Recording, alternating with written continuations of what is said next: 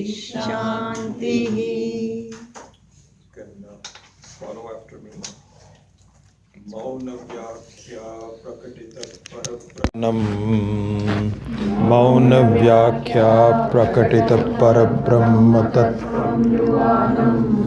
Varshishthante Vasatrishiganaihi Avritam Brahmanishthaihi Varshishthante Vasatrishiganaihi Avritam Brahmanishthaihi Acharyendram Karakalita-chinmudramanandarupam Acharyendram Karakalita-chinmudramanandarupam Swatma Ramam Muditavadanam Dakshinamurtimide Swatma Ramam Muditavadanam Murtimide Vatavitapi samipe bhumi bhage nishannam Vatavitapi samipe bhumi bhage nishannam Sakalamuni jananam jnanadataramarat Sakalamuni jananam jnanadataramarat Tribhuvana gurumisham dakshinamurti devam Tribhuvana gurumisham dakshinamurti devam Janana marana dukkha cheda daksham namami Janana dukkha cheda daksham namami Chitram vatataror mule vridha shishya gurur yuva Chitram vatataror vridha shishya gurur yuva Guros Tu maunam vyakhyanam shishyastu chinna samshaya Gurostu maunam vyakhyanam shishyastu chinna samshaya Nidhaye sarva vidyanam bhishaje bhavaroginam Nidhaye sarva vidyanam bhishaje bhavaroginam Gurave sarvalokanam dakshinamurtaye namaha Gurave sarvalokanam dakshinamurtaye namaha Om namah pranavarthaya shuddha jnanaikamurtaye Om namah pranavarthaya shuddha jnanaikamurtaye Nirmalaya prashantaya dakshinamurtaye namaha Nirmalaya prashantaya dakshinamurtaye namaha Om Vishwam Darpana Dishyamana Nagari Tulyam Nijantargatam Om Vishwam Darpana Dishyamana Nagari Tulyam Nijantargatam Pashyannatmani Mayaya Bahirivodbhutam Yatha Nidraya Pasyanatmani Mayaya Bahiribhutam Yatha Nidraya Yasakshat Kurute Prabodha Samaye Swatmanamevadvayam Yasakshat Kurute Prabodha Samaye Swatmanamevadvayam Tasmai Shri Guru Murtaye Namaidam Shri Dakshinamurtaye Tasmai Shri Guru Murtaye Namaidam Shri Dakshinamurtaye Bijasyantarivangkuro jagadidam prang nirvikalpam punaha Bijasyantarivang jago jagadidam prang nirvikalpam punaha Maya kalpita desha kala kalana vaichitrya chitrikritam Maya kalpita desha kala kalana vaichitrya chitrikritam Maya viva vijrambayatyapi maha Yogi vayasvechaya Maya viva vijrambhayatyapi maha Yogi vayasvechaya Tasmai Shri Guru Murtaye Namaidam Shri Dakshinamurtaye. Tasmai Shri Gurumurtaye Namaidam. Shri Dakshinamurtaye. Yasyaiva Sphuranam Sadatmakam Asatkalparthakam Bhasate. Yasyaiva Sphuranam Sadatmakam Asatkalparthakam Bhasate. Sakshat Tattvamasiti Veda Vachasa Yo Bodhayatyashritan. Yakshat Tattvamasiti Veda Vachasa Yo Bodhayatyashritan. Yat Sakshat Karanad Bhavenna Punaravrittirbhavambho Nidhau. Yat Sakshat Karanad Bhavenna Punaravrittirbhavambho Nidhau. Tasmai Shri Gurumurtaye Namaidam. Shri Dakshinamurtaye. Tasmai Shri Gurumurtaye Namaidam. Shri Dakshinamurtaye. Nana Chidra Ghatodhara Sthita Mahadipa Prabhabhaswaram. Nana Chidra Ghatodhara Sthita Mahadipa Prabhabhaswaram. Jnanam Yasya Tu Chakshuradi Karanadvara Bahispandate. Jnanam Yasya Tu Chakshuradi Dvara Bahispandate. Janamiti tameva bhantam anubhatye samastam jagat. Janamiti tameva bhantam anubhatye samastam jagat. Tasmai Shri Gurumurtaye Namaidam. Shri Dakshinamurtaye. Tasmai Shri Gurumurtaye Namaidam. Shri Dakshinamurtaye. Deham pranam apindriyanyapi chalam buddhim cha shunyam vidu. Deham pranam apindriyanyapi chalam buddhim cha shunyam vidu. Stri baland jadopamastvam iti Bhranta bhrisham vadinaha. Stri baland jadopamastvam Bhranta bhrisham vadinaha. Maya shakti vilasa kalpita mahavyamoha samharine. Maya shakti vilasa kalpita mahavyamoha samharine. Tasmai Shri Gurumurtaye Namaidam. Shri Dakshinamurtaye. Tasmai Shri Gurumurtaye Namaidam. Shri Dakshinamurtaye. Okay.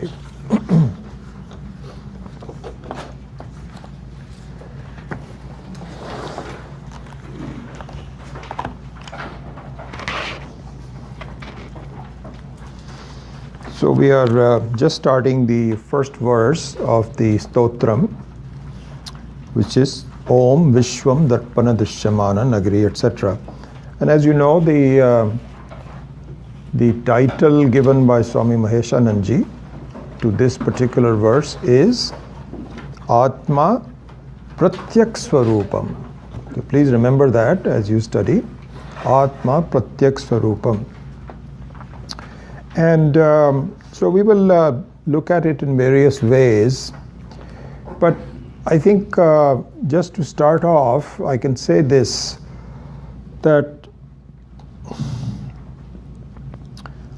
one's identity, a person's identity is based on things that are given to you, and you find yourself possessing it in one form or the other. They are external to you. Your body also is part of that, things that are given to you, because you didn't really, when you didn't have a body before you were born, so the body was given to you. And similarly, some of the Sukshma Sharira also is given to you. And through these two things, and pranaha, and so on and so forth, you now have a set of relationship with the outside world. Thoughts, reactions, all kinds of old vasanas and so on and so forth. So all of these constitute our life. So our life consists of things that are given to us. And then we utilize it. Then we utilize it and we play with it and live our life with those. So the fact of the matter is that as long as that continues, you are not going to find your true identity. As long as we depend upon things that are given to us,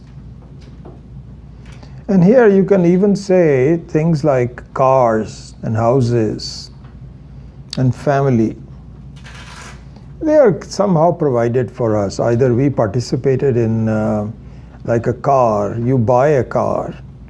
It was not there at one time, but you decided that I want to buy this car. So now your life consists of interacting with the car. Similarly, you didn't have a family before, your children were born, and now you are interacting with the children. They are your possessions, we think. And then so we interact with it, and our identity is mixed up with that. So this is how our life continues on. And while we are doing it, it does not occur to us that really speaking, our identity doesn't need any of this. Doesn't need it. And in fact, one can say that as long as we are associated with the external things and our identity is defined by the external things, there is a hiding of my true identity. Because it never even occurs to us that we can have an identity without these things. Some of those things can vary. So our identity also varies a little bit. I am successful,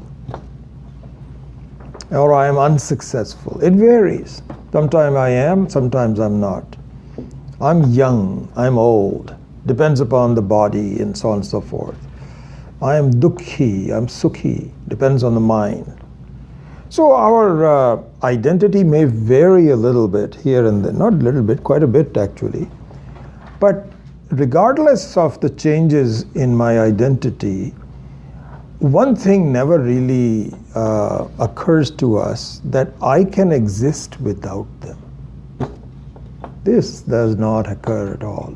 And in fact, that is the truth. In fact, it is so true that our sense of limitations, our sense of foreboding, our sense of dukkha, our sense of limitations will continue as long as our identity is based on the external things.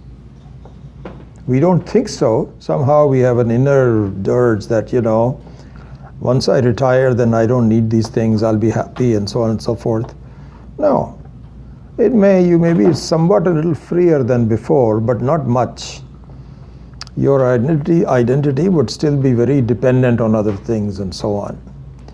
And so the Pratyak Swarupam, Atma Pratyak Swarupam, in the very first verse, is intended to convince us that really speaking, not only is your identity, your real identity, not your perceived identity, not your personality, but your person. The person that you are, that is playing the various roles and personalities and so on and so forth, the person is independent of the outside things. Not only that, it is not until you clearly see that you will not be free. Because our freedom is what we want in our life. We want to be not encumbered by any of the problems of one kind or the other. I want to be totally free. I want to be independent. And so therefore, a corollary of that is that you cannot be free. So it has two parts to it. One is that it is possible for you to be free. And the second part of that is that it is not only when it is possible for you to be free, but it is necessary for you to be free. See, that's the thing. It's not like, oh, it's possible and so on and so forth, and then it's a fleeting glance. In fact, for us to reach our goal of life, our goal of Parameshwara, the unity with Parameshwara, depends upon the fact that we do not have the identity with the outside things. And in fact, our identity is with Parameshwara. And Parameshwara is Pratyaksvarupam. Parameshwara is Pratyaksvarupam. So it's, so it is not as though you remove all identities and you become zero, as some of the Buddhist beliefs are. Strange beliefs. I don't know how they keep on perpetuating it in one form or the other. I'm told that it's not as bad as one thinks that they are. They also have some kind of an identity and so on and so forth, but they don't really have a formal way of discussing it. So it's not as though that by removing my identity with the outside things, my family, friends, with my learning, my knowledge, and my emotions, and my history, and my family members, and so on and so forth, our feeling is that, gee, if I give up everything, then who am I? What will happen to me? Not only, so that's what really obstructs our even taking a step to understand that who I understand who I am. So I don't even take a step to understanding that. And so therefore, there is a big blockage in my thinking, because I dare not think about an independent identity, because I feel that I will be nothing. And it's just the opposite, that it is not until you have the courage and the wisdom to explore what Shastra is telling us, that your identity is not with the outside world. And so here, just to complete that thought, which I was just mentioned before, it is not as though you will be alone when you remove your identity. In fact, your identity with Ishvara, Parameshwara, Paramatma, gives you completeness. Completeness. Because your identity with the outside things does not give you completeness. It might give you some temporary completeness, like in deep sleep or after a good meal or something like this. Yes, it might have a sense of completeness for just some seconds, minutes maybe. That's not really what I want. And so my identity with Anatma, outside world means Anatma, is incomplete. And I don't understand how my identity with Parameshwara will enable me to be complete, infinite, timeless. But that's what it is. What I don't recognize is that I am not with the outside things all the time. I'm not with the outside things all the time. If I feel very good about my car, then I'm not with the car all the time. And if I'm with my spouse, I feel very good about with my spouse. I'm not with the spouse all the time. Once in a while I am not. So if supposing your spouse loves you and thinks, which is very doubtful, but supposing you, he or she feels that you are the greatest, that only happens in the honeymoon time. After that, the reality sets in and so on. But supposing you are in a honeymoon and your spouse feels very good about you and honey, I love you and so on and so forth. Where were we before? Why didn't we get married before? So you feel, oh wow, this is so wonderful. How long will you be with her all the time? When you go to the office, your spouse may be loving you, but your office doesn't love you. The boss says, hey, you didn't do this job yesterday. And you say, you know, I was married and I'm having a honeymoon and so on and so forth. He said, I do not care. This thing has to be done. So really speaking, your sense of completeness is very fleeting. You are not with any of the things for very long. Even if they are very helpful, which they are not. Pretty soon everything starts to give you problems. Your body starts to give problems.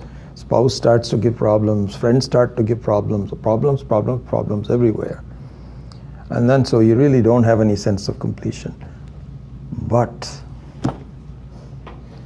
you do not realize that you are with Parameshwara, who is your creator, all the time. We don't see that. We're confused about it. We are there we were there before we were born as this in this life. And we'll be there after we die. In fact, it is you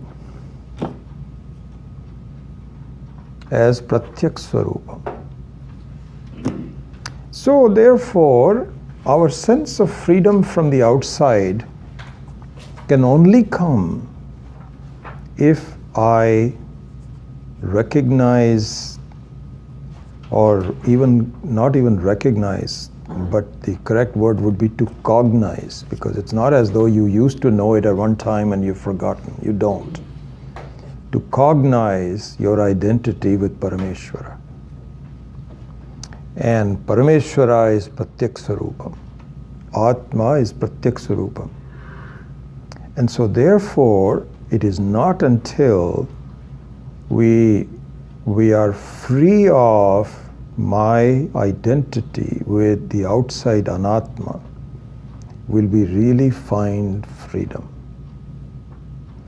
And so there the example is, and so the first verse actually is leading up to it, as we will see, that in the case of a dream is exactly the same.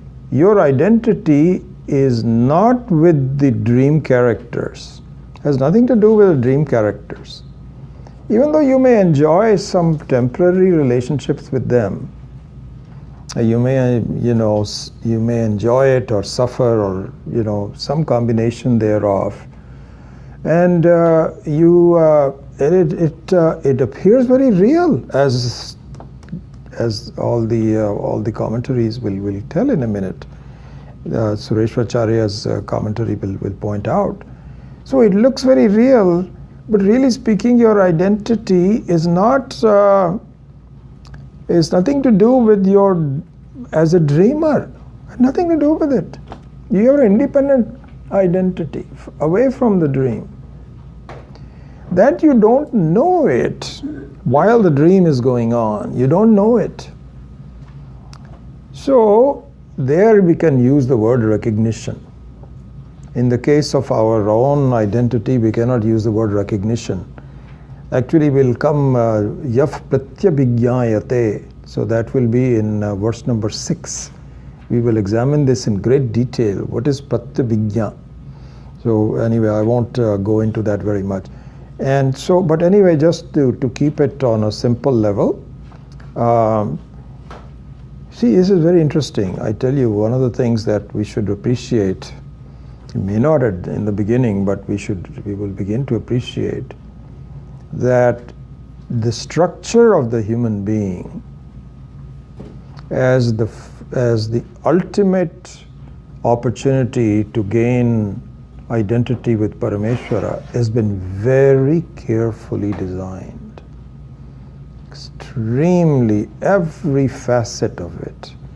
You cannot have the play of the life, and you do not. In fact, it's a great joy to recognize the handiwork. This is the word I really like.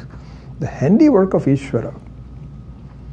The handiwork of Ishvara, I think the greatest handiwork of Ishvara is dreams. Dreams. Very important. It has been, Ishvara said, I've got to do that. There's no other reason for it. You know what? You can just, if you're tired, and so you say, all of it is just completely a beautiful handiwork. The fact that the sun is removed to the other side of the earth so that it's complete darkness. And then tamas sets into your mind, and your mind goes to sleep. It's so beautiful. You need some rest in between. Otherwise, you're getting worried about the whole day. And so the night itself is a great handiwork of Ishvara. You know, half is light, half is dark. Beautiful handiwork. But it's not necessary to have a dream. All right, so you have what you happen is that you go from a waking state to a sleep state. And then after you've had enough rest, you go back to the waking state. That should be enough. What is the necessity for a dream? The necessity for a dream is very important. Very important.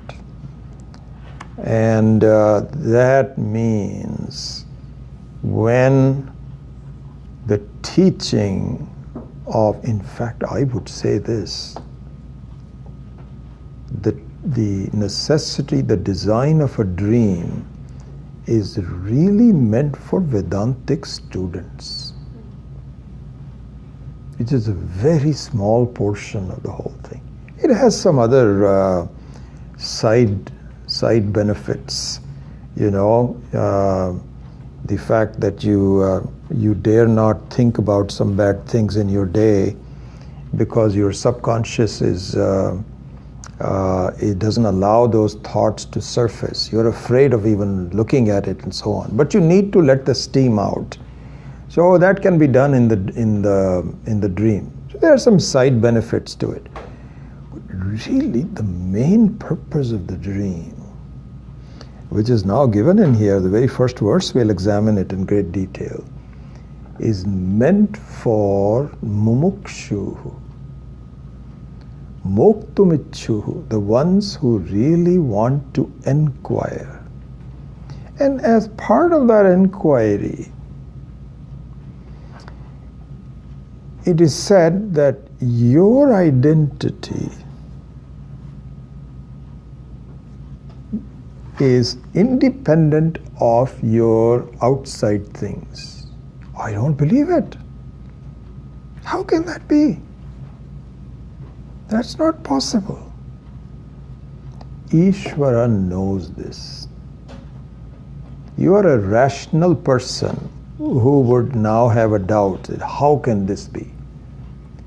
The dream is how it can be.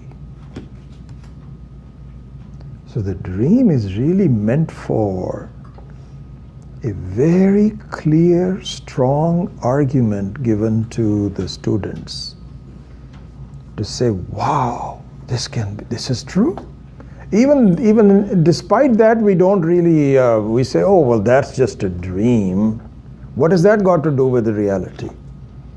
And so the teaching actually says, no, you cannot dismiss it like that. We have to look at the similarities of it, and we have to look at how these things are.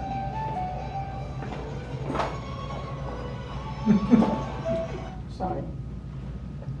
So, despite having a dream, it is very possible that we cannot understand it and cannot accept it. But without it, it is just impossible.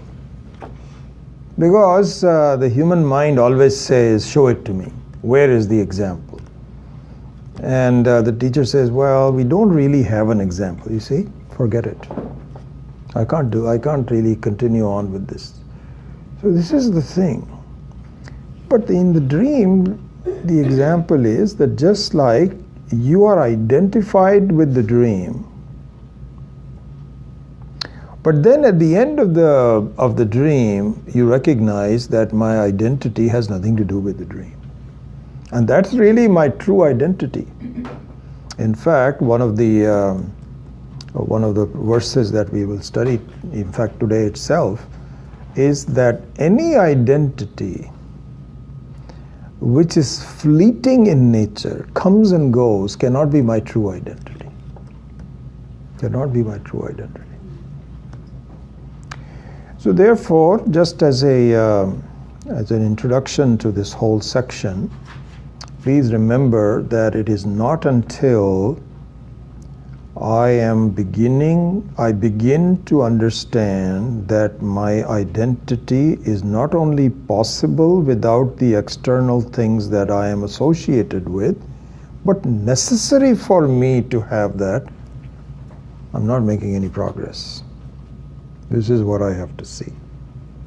So with that, this is the first, in fact, I think the first verse itself, first and second to a couple, 3 or 4 verses, they are the gist of the whole stotram. The rest of them are just some commentaries on the first 3 or 4.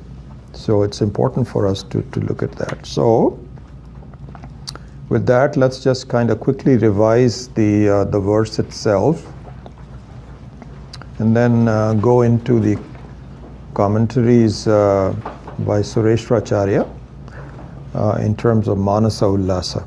So in just revising the first verse, he says, Vishwam darpana drishyamana nagari tulyam nijantargatam pashyan atmani mayaya bahihi iva udbhutam yatha nidraya yah sakshat kurute prabodha samaye swatmanam evadvayam tasmai Shri Gurumurtaye namaidam Shri Dakshinamurthaye. So I greatly admire and my namaskara to that Ishvara who is able to convince me through this teaching. Show it to me directly. Sakshat kurute. So this is the sakshat karanam here means that when that I can see right in front of me. It's not something which is a possibility. It is not paroksha jnanam, but aparoksha jnanam. Not away from me. Then the one of my namaskara and my appreciation. What a beauty that Ishvara is able to show me through this teaching and the teacher in front of me. Is able to show it to me that just like a dream which engages with me but eventually just goes away. Atmani maya bahirivat bhutam yatha nidraya. The one whose identity is really nothing but me alone, but it appears to be outside of me. So that is the very definition of a dream. Definition of a dream is that it appears to be away from me. In other words, it means I interact with people who are different from me, different from my identity. I engage with them, I play with them, I suffer because of that. And so it appears to be outside of me. And another example given is that just like you have a complete city, which even though it is really just if you're looking at a reflection of a moving city in a mirror. Supposing you have a mirror outside, it usually doesn't happen, it has to be inside somewhere, but let's supposing you have an outside mirror. And the outside mirror is reflecting a lot of activity, a lot of traffic, with lights and movement and et cetera, et cetera. And you're looking at just the mirror.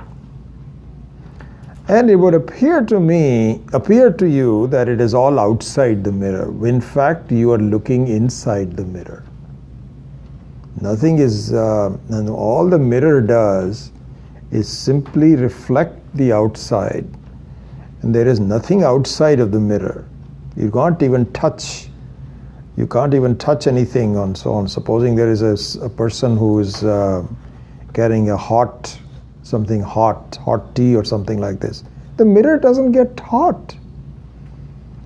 If there's a steam coming out, the mirror doesn't get, it's just reflecting it. But you don't understand that. It looks like it's, and then the modern example of that, which is the movie.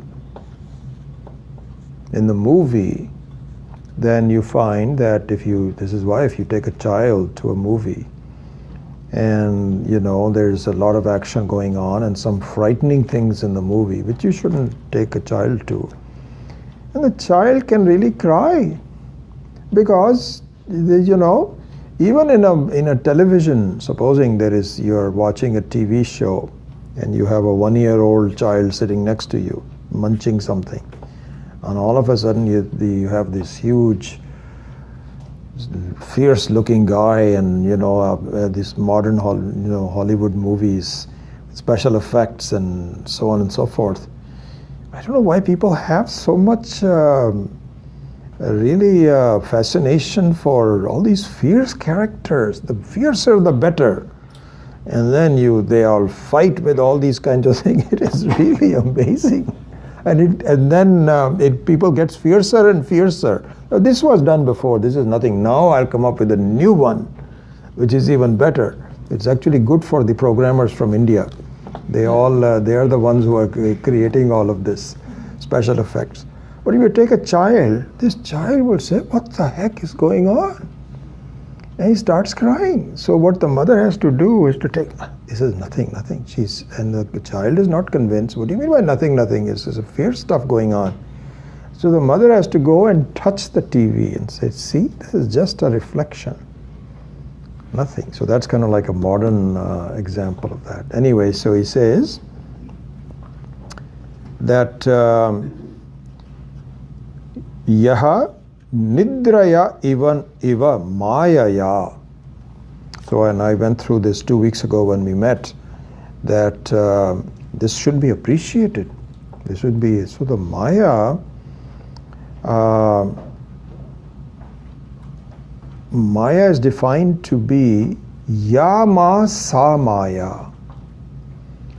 One which is not there, but it appears to be there.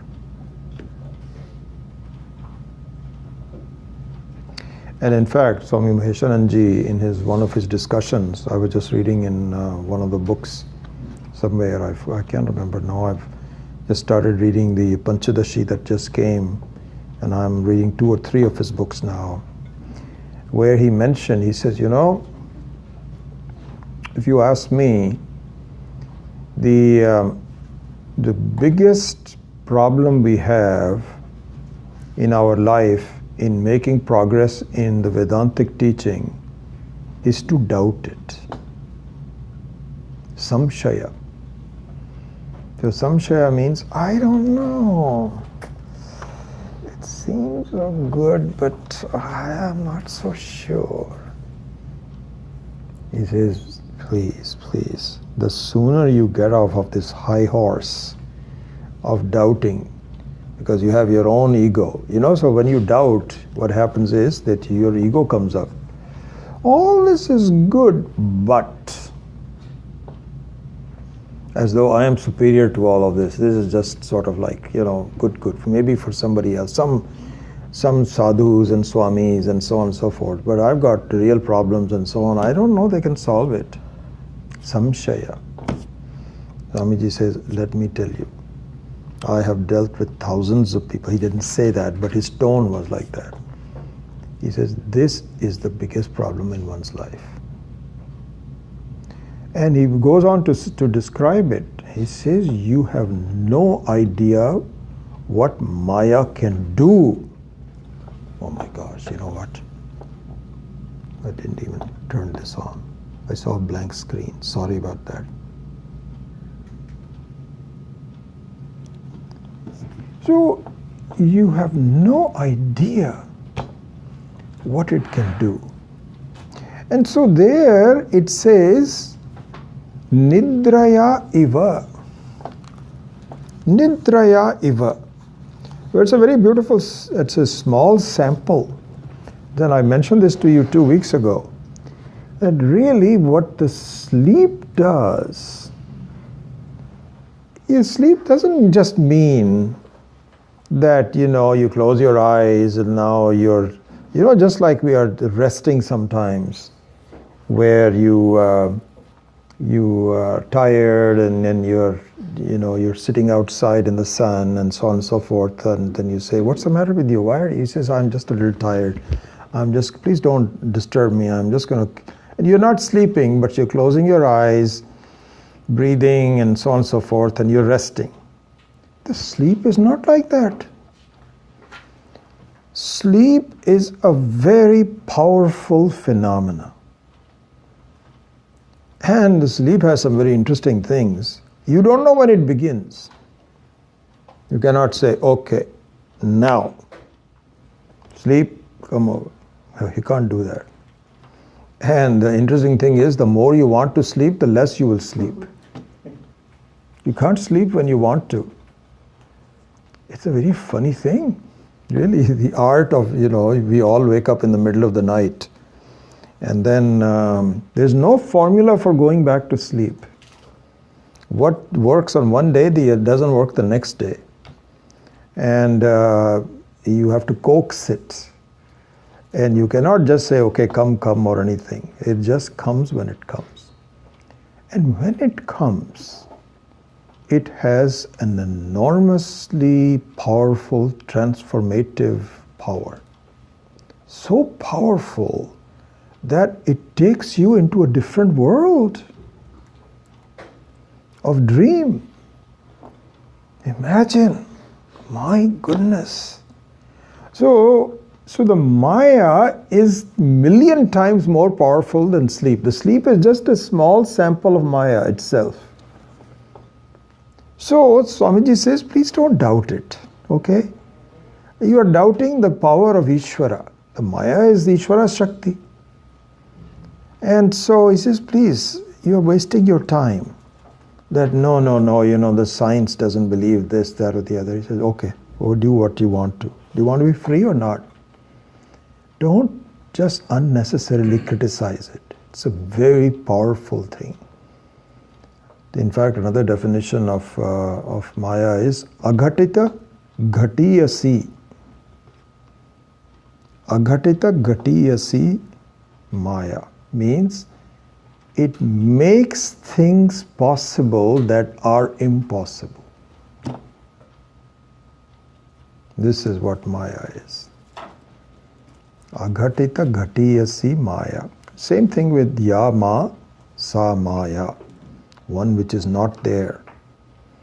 It's an amazing kind of a thing. And so you get a sample of that in your dream, where the sleep is not just the absence of waking. See, that's another thing to look at it. It's not as though that your wakefulness is a vastu. It's a vastu, something real. Your wakefulness, we are all awake and we are interacting and so on. And the absence of that, when it goes, how is it going to go? And it goes. It completely, you are going to a different world altogether. How is that possible? It is not just the absence of that. It is the handiwork of sleep. Nidra. So Nidra means it's an independent force. It's an independent force of Ishvara that allows you to transform yourself into another world altogether. And all that is done very carefully by Ishvara so that you actually take help of that. So this is what is called lingam. So lingyate anena iti lingam. So lingam means a strong evidence left for you to follow.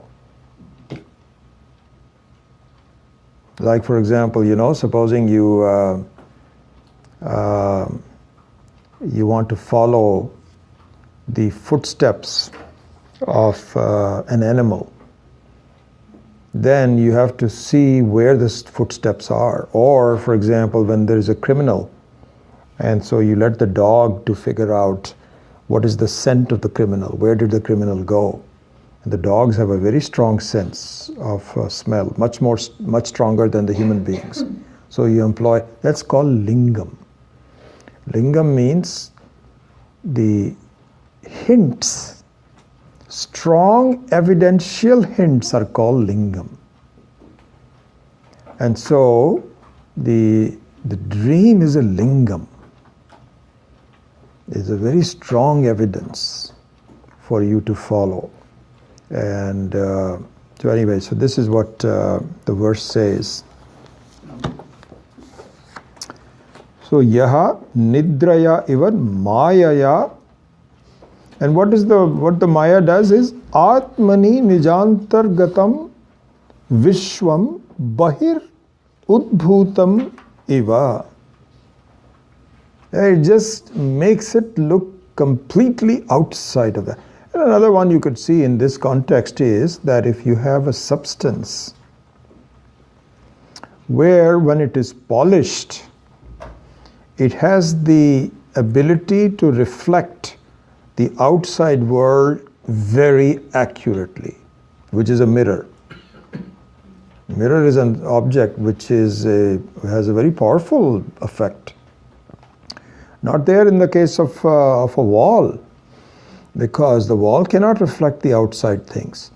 But if you were to polish the wall and put some things behind it, a mirror is a very beautiful creation of human beings.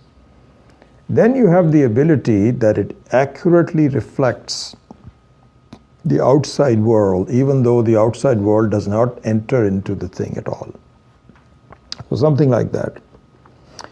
So, yaha nidraya iva mayaya atmani nijantargatam vishwam bahir udbhutam yatha darpana dishyamana nagari tulyam pashyan. Pashyan means it's a present participle in while you are seeing it outside. So here, this is an interesting thing to see that what the teaching does is not to remove the outside world. So the pashyan, which is a present participle, pashyan means while you are seeing it, it disappears. It disappears. And we will see all of how that happens. But so it is not as though the problems of life will be eliminated by removal. That's what deep sleep does. What deep sleep does, which is also an interesting thing. It's just amazing that how your outside problems are due to the identity with the outside things. And when that identity is removed, ahankara is removed, it ceases to bother you. What a beautiful lingam, another lingam. What a great hint. You see, that's another thing one you can say. That you can say, no, I'm a dukkhi person. I'm full of problems. And we all carry along a long list of things. Swami Dayananda used to say that. He says, we all carry a kind of like a to-do list, which will say, okay, when are you going to be happy? I'll be happy when 1, 2, 3, 4, 5, 6, 7, and you can go on to until you cannot remember all the other things you want to go away. So you're saying that you cannot be happy? He says, no, I cannot be happy until this is solved. No, my daughter is getting old and she's not getting married. That's my worry number one, to put that number one. And my husband's health is not that good. And I'm not so sure what I'm going to do if he were to leave me.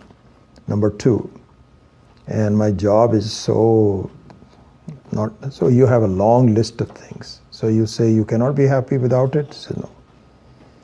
Then the lingam comes. Hey, don't you see you are happy without it? Without these things going away. Well, that was because I was asleep. Sleep means, look at it this way.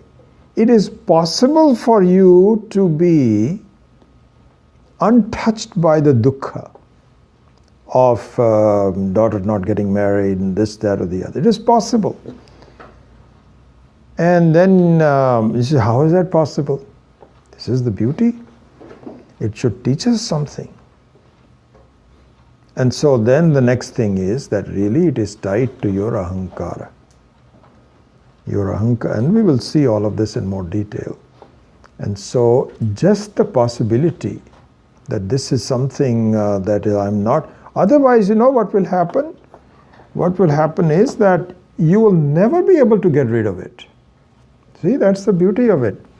Supposing all the things that bother you have a long list that cannot be taken away, then all the things will never be able to be separated from you. That is the reality. That Ishvara is also must be thinking, why doesn't this guy get the hint that it is possible to be done? But what happens is that your karmas take you back again. Take you back again. If you have work problems on one day, you may want to just not have a problem for the night. Tuesday, same problems occur. Karma. But the reality is, it is possible to be away. And so how it is possible is what the teaching is all about. So anyway, so he says, so this was the thing, I was on the word pashyan. So pashyan means it is not necessary for it to be removed. While you are participating, you will see your independence. It's not as though it has to be absent from you. While you are participating, it is just our own mental projections that I am limited. It has nothing to do with any reality. So we will look into that. So, tulyam pashyan prabodha samaye. So, prabodha samaye means, so if you want to just make a mental note of it, the word prabodha also sometimes translated as vijnanam. So, jnanam and vijnanam. Bodha, prabodha. Prakarshena bodhaha. And so prabodha means one which is paroksha jnanam, it's real. As we were discussing the possibility of knowing something away from me, you may know it is there. Like I think in one of the classes I gave the example of Denver, that you see the Denver city is there. So that could be seen as bodha. Prabodha means you are there looking at Denver, participating in it. So that's why sometimes jnanam and vijnanam both are used. Jnanam could be seen as paroksha jnanam. Yes, you know it is there. Visheshena jnanam, vijnanam, is sometimes given as sakshat karanam. Prabodha samaye advayam eva swatmanam sakshat kurate tasmai Shri Gurumurtaye namaha. So it is ultimately thanks to Ishvara. And my goodness, is it possible for you to remove my sense of samsara? Amazing. And my namaskara to you, how it is possible for you to make me completely free. Because in our life we can't even think about it, as we have discussed it many times before. That all I want is if I just have a sort of like a reasonably happy life. That's all I want. If that I can be done, then I'll be happy. You know, that's what happens. You talk to some of the older people, it says, you know, I've had a good life. That's enough. I'm very lucky and so on and so forth, which is good. But you leave your life still feeling unfulfilled. And you still have hopes that sometime there will be some more life afterwards. No, this is nothing like that. In fact, it is freedom while you appear not to be free. This is the beauty of it. So, my namaskar to Ishvara. So now, I think we can go quickly into the Manasollasa verses number 8.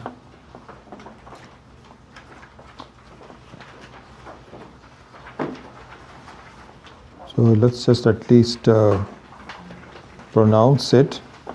Antarasmin ime lokaha. This is number 8. Antar vishwamidam jagat. Bahirvat mayaya bhati. Darpane swashariravat.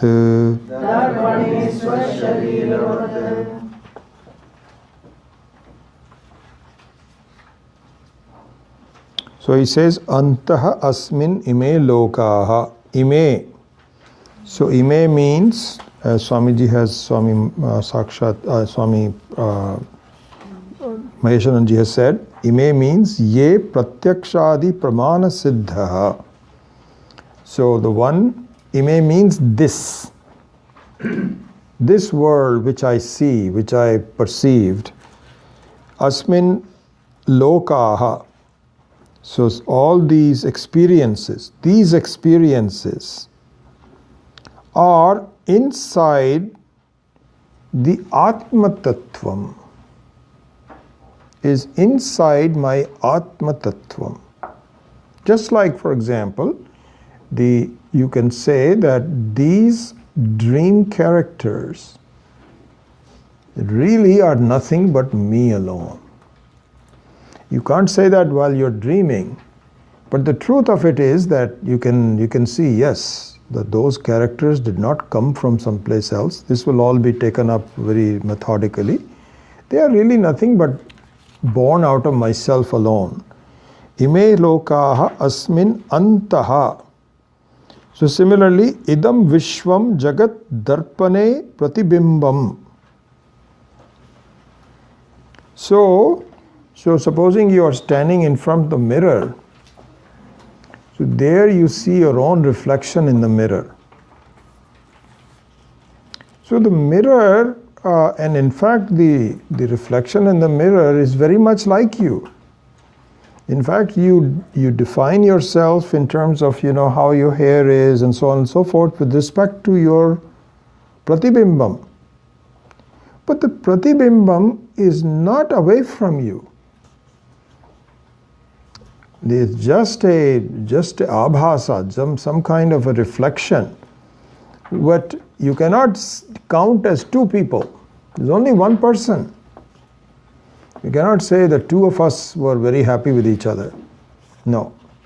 You are happy looking at your own reflection. There's only one person. So just like in Darpane Pratibimbam, Antah asmin ime lokaha antah vishwam idam jagat bahirvat mayaya abhati darpane patibimbatam. So it just looks outside when in fact it is not. Similarly to the dream itself. So I think this we have given many times before, that really at this point in time, due to my karmas and through where I have taken birth and so on, I see things outside of me. But as I progress in my understanding, what I will find is that they are nothing but me alone. So that is the Advayam. Advayam means that it is not, Advayam here means you cannot count your Pratibimbam as a separate person. And there the example is very similar, because you are only looking at your own mirror, just you are, there's no one else in the room. No one else in the room, just you and your reflection. And there it's easy to count that there's only one person. Here you find that there is a lot of people, and they seem to have an independent existence. They can walk away. You're still here. But this is the thing, when we begin to really appreciate, you find that this is also nothing but my own reflection. Everything requires me. And in fact, this is you can just look at it this way, for instance, that can you have an existence of the outside world without you?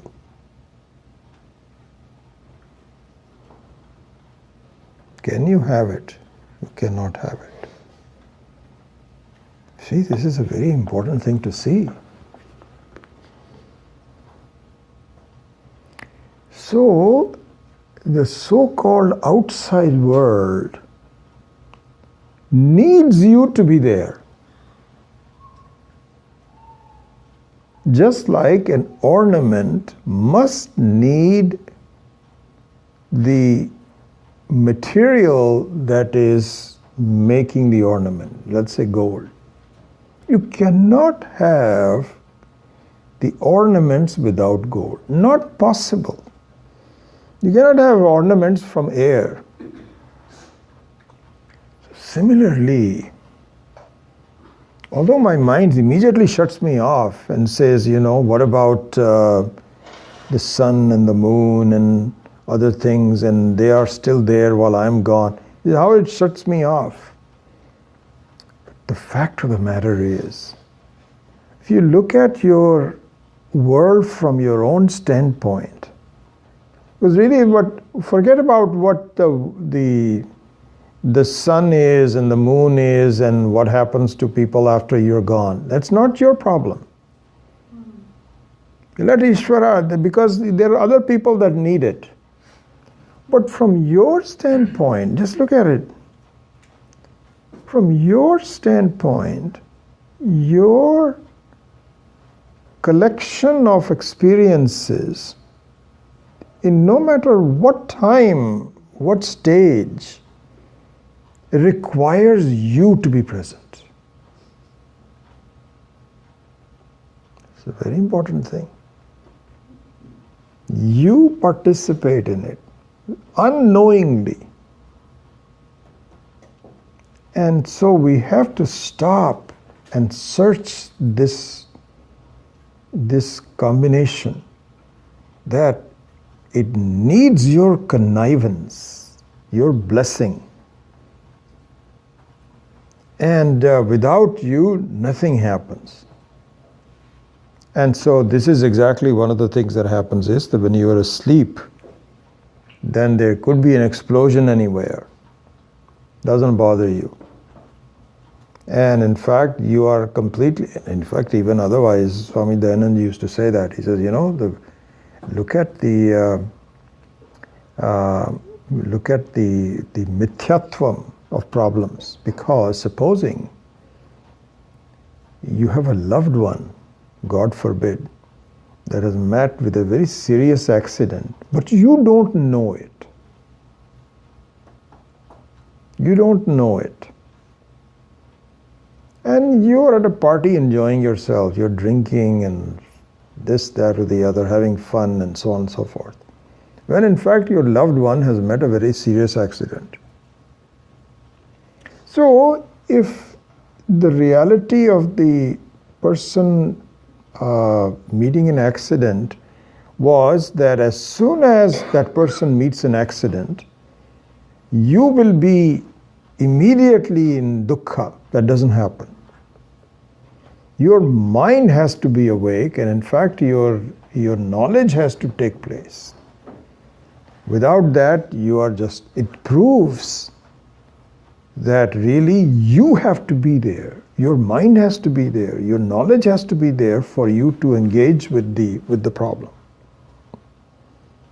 And in fact, it's very interesting that even if you have a physical problem, like a pain in the body, at night time, at sleep, that pain disappears. And very funny, you just think about it. And that it is just amazing what a blessing it is. And in fact, not only you can just take anesthesia. So your ability to be disassociated, these are all lingams, all chinnas, all these are evidences. It's possible to be done. So in summary, we can say that that even though it is a very complicated thing to start with, but the fact of the matter is that just like your reflection cannot be treated as a separate individual, therefore the entire set of your experiences is nothing but you alone. So this is why it's called the Advayam.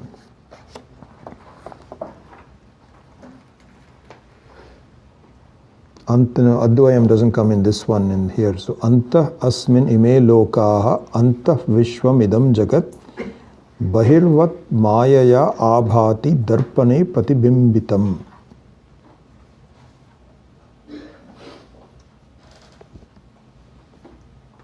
Now we can just quickly do number 9. Those two are related to each other. Swapne swantargatam vishwam yatha pritak ivekshate tathaiva jagrat kalepi prapanchoyam vivicyatam.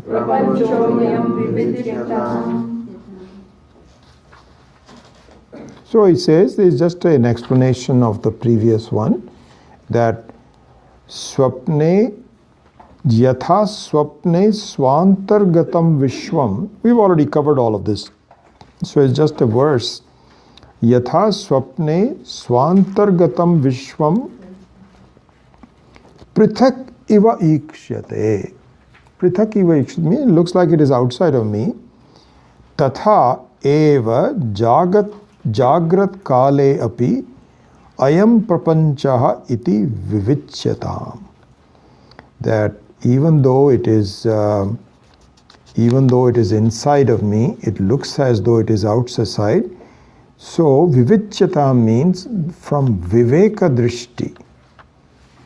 Viveka drishti means you have with some discriminative inquiry, one has to say that it is exactly like this.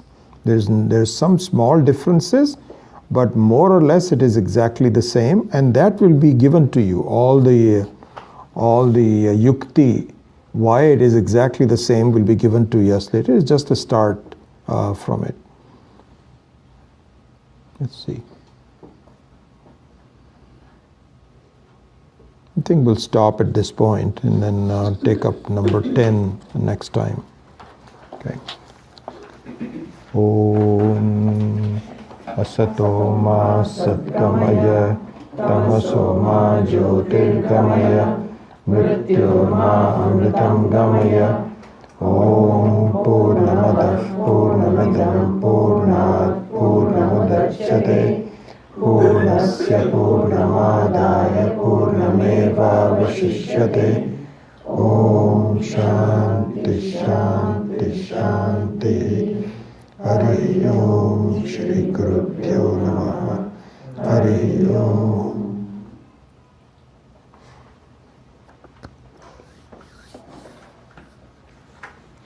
Yeah, Vaidehi? You explained the meaning of lingam as the strong evidential hints for the follow. Yeah. Is that same as the way the lingam of Shiva is there a connection? Yeah. So they are different. Lingam remains the same. So Shivalingam is usually so there it has a formless stone. That's a Shivalingam. So the formlessness is a lingam. So that is the same actually as Pratyak Swarupam. So Pratyak Swarupam means one which is formless, because only the outside things have a form. I don't have a form. And so that's like a Shivalingam. So it has no shape. It has no shape means it doesn't need to have a shape. The issue that we have is that we feel that we need to have a shape. I need to have a good shape, but I need to have a shape. But I have to convince myself that I don't need to have a shape. Just like in the deep sleep, I don't have a shape. I am okay at that time. So that is the Shivalingam, yes. It's nothing to do with the gender, Pullinga, nothing. Yeah, no. It's just a lingam means lingyate anena iti lingam. One through which something is found is called lingam. In fact, the common thing is to say that when you have highway signs are lingam. We'll say Los Angeles this way. So the sign which takes me to Los Angeles, so this is a sign. So formlessness is a sign for me to see, wow. That is the Pratika and Pratima. So those are formful signs, Pratika. So there we will say Pratika would be Om, which we will study in the Saturday morning class. And so there it is a sense of completeness, which is also formlessness. Completeness is formlessness. Pratima means that it has to be formful. So there you have a lot of Shraddha. Then you can just so you can even say Shaligrama as Vishnu. So you say that I know that you are everywhere, but I want my mind to be devoted to you here, and so therefore I consider this stone to be a Shaligrama. So similarly, Ganesha. So the Ganesha, it does not have a murti per se. It has the power to remove your vigna, which is nothing but a power of Ishvara. But you take this pratima to be Ganesha. So that's a different thing. But Shivalingam, Atmalingam, Shivalingam are formless. Yeah. So here in this verse we are saying that all experiences are nothing but the self. Mm-hmm. Right? Okay. But as we go on further, we are going to understand that we have to transcend that concept and understand that the experiences do not belong to the Atma at all. Yeah, so the experiences, are like reflections. So they are like a superimposition on the reality. Yeah, I think that, the thing is, experiences, there are two basic ways of looking at experiences. And we'll look at it both ways. So, in fact, in the literature, this is what is called Pratibimbavada and Avachinnavada. So, Pratibimbavada means that it is nothing but a reflection. That we studied in Taittiriya Upanishad, all the Panchakosha, Viveka, Ananda, all the etc. And so it is nothing but a reflection of the Paramatmananda. Okay, this is what we call Pratibimbavada. The Avachinnavada means one where it apparently restricts you. There is no reflection as such. Because the reflection doesn't really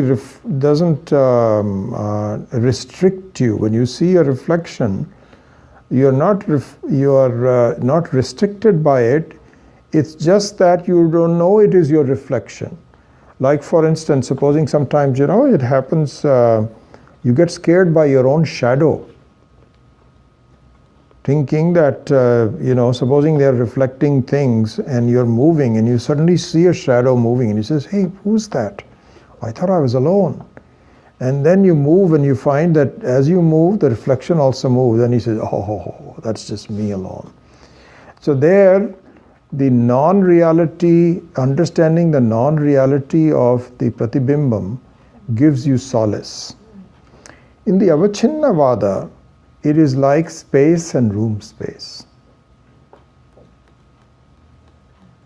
And so you don't realize that what you're taking yourself to be, which is a room space, is just a play. Your reality is the space.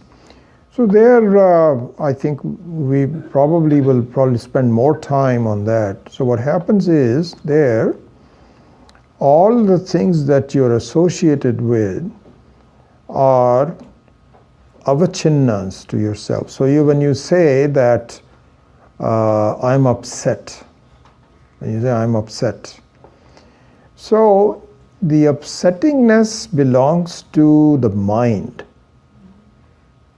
But because you are the one who is empowering the mind, just like in the case of the space and the room space, the space is the one that is empowering the room space. But it acts as an avachinna. So similarly, there also your mind is empowered by you, but you take on the upsetness of the mind onto yourself. This is an avachinna. Body is an avachinna. Everything is an avachinna. So those are the two basic ways of looking at it in that sense. Yeah. When you said dream is important for mumukshu, so that's just for the purpose of Jagrat Avastha and Nindra Avastha and dream state. Yeah. Right? Just for the purpose of those three states only. Correct? Well, complete. So you're saying, so what does that mean, your question? No, so what, but you don't analyze the dream. Yeah, you don't analyze You know the what I'm contents of the saying, where I'm dream. coming from, okay. No, I'm not quite sure. But if you're saying that the contents of the dream are not important, just the fact that you have the ability of the dream to create a problem for you, that's the important part. If that's what you're saying, yeah. Yes, sir.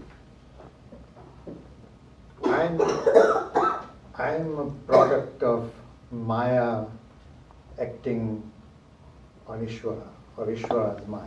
Yeah. Ishvara himself is the product of Maya acting on Atman. No. Ishvara is the wielder. It's like a magician. So the example given there is that yes, the magician and the people that he's playing magic on share an experience. You know, the lady being cut into two and all of that. But you are under the spell of the magic, whereas the magician is the wielder of the magic. So very much aware of that. And you cannot have the world without magic. This is the thing. You cannot have the world without magic. Otherwise, nothing is there. So you can just say, sit there. And so the very fun of the whole creation is the magic. And the Ishvara is not under the spell of the magic. He is the wielder of the magic of the world. But even though it shares the same experiences with you, but it's how you look at it from that perspective, yeah. So similarly, for example, there is a child and an adult. Both are looking at the same movie, and the child thinks that it is real, so it cries, whereas the adult enjoys it. So it is, the scene is the same for both of them. Experience is the same for both of them, but their conclusions are entirely different depending upon your growth. Yeah, something like that. Only Yeah. in this analysis can we say there's a parallel between a reflection and a shadow, one and the same in the analysis? Well, Reflection is that there is a light is there, shadow there is no light. So no, I think that generally speaking, the example of the shadow was only to say that normally you are not afraid of the reflection, only because you can see yourself very clearly, that's you. But in the shadow, you don't realize that it is your shadow. You think it is somebody else's shadow. So the shadow scares you more than a reflection. But other than that, no, the variety which you have to recognize comes from the reflection, not from the shadow. So there the Vaichitrya Chitrikritam, the Vaichitriyam comes from the reflection, not the shadow doesn't have Vaichitriyam. So the Vaichitriyam, we will study all of that, it will come. Yeah.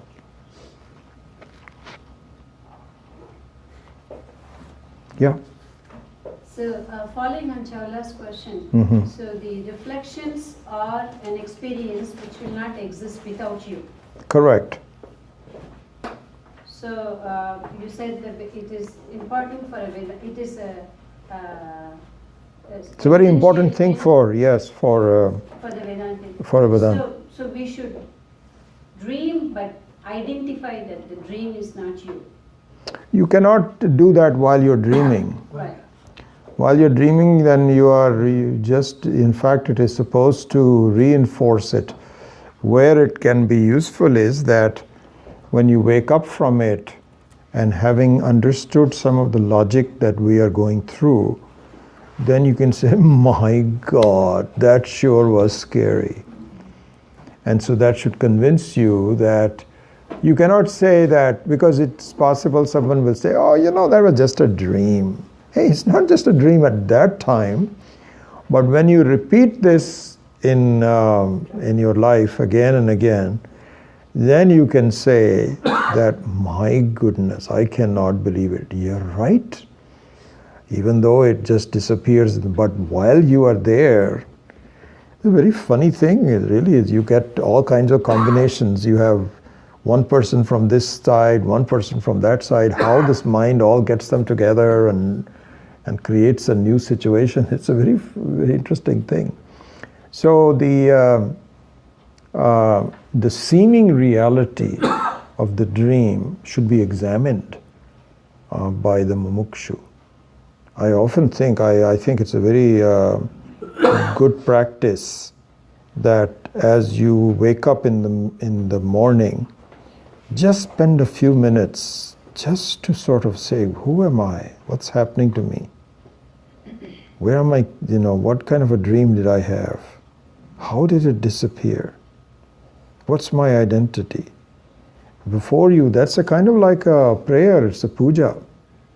Because you are now starting to, before you jump into the roles, it is very useful to just while your eyes are still closed, and then you say, oh my gosh, this is my consciousness, this is me, the awareness. And then how things come, you should be cognizant of that. So it's a very useful thing to do.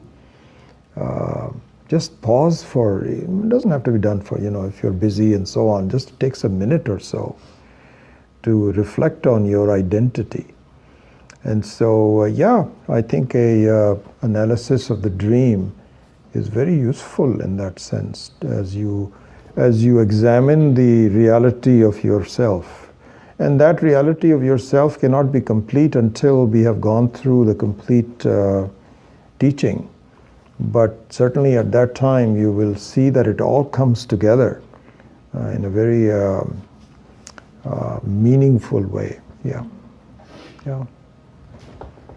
The Pratasmarami is a good tool to aid to... Yes, Pratasmarami is a good tool to go. But then not just the repetition of it, because it becomes mechanical. You enjoy, one has to, this is a great enjoyment to have Sanskrit verses that appear to you and so on and so forth. That's wonderful. But to really see the meaning of it, even in a non-perfect way, but just the attempt of it is very useful. Yes. Yeah. All right. I know we don't have time, but I just wanted to Yeah. ask. So dreaming seems to be so crucial, but we often say that deep sleep is where gives you that awesome feeling and oneness with Parameshwar. Something, it's much more positively seen than the dreaming state. Both are there. Yes. So what the deep sleep provides you is the evidence that you don't need to solve the 20 to-do lists in order to be happy. That's what it provides you. Whereas the dream provides you, I think, a much more useful information, that your conclusion of just being a limited person in this world is false. It is more like an analogy rather than, what do you say, it's like it's more for the analogy, right? Like how the parallel for you to be able to understand it rather than... Right, it gives you strength to conduct your inquiry in a very trustworthy manner. Because otherwise your mind can easily dismiss it and say, this is all in the books and so on and so forth. But if you see your experiences as how the dream can appear to be problematic for you, similarly, the world appears to be problematic when in fact it is not. So that inquiry becomes much more realistic if you rely on this one. So in that manner, yeah. So they do different things for you. So you see, yeah. So the deep sleep gives you a feeling that yes, I can be okay. Swamiji Dayanandji used to say that just a simple silly joke. So he would have a lot of jokes in his pocket. And all of a sudden, then he will make everybody laugh. And people were just, he says, so have your problems gone away? You're laughing, but your problems are still there. That means you can be independent of it, So the deep sleep gives you that analogy. That's also an analogy. And the dream gives you a different analogy. And I think the dream is much more important because really we are facing our life and we have a wrong opinion.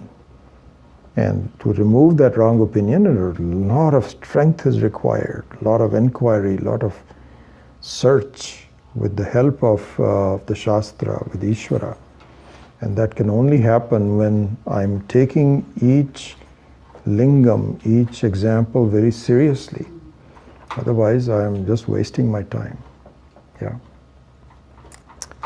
All right, we will see you next week. Gosh.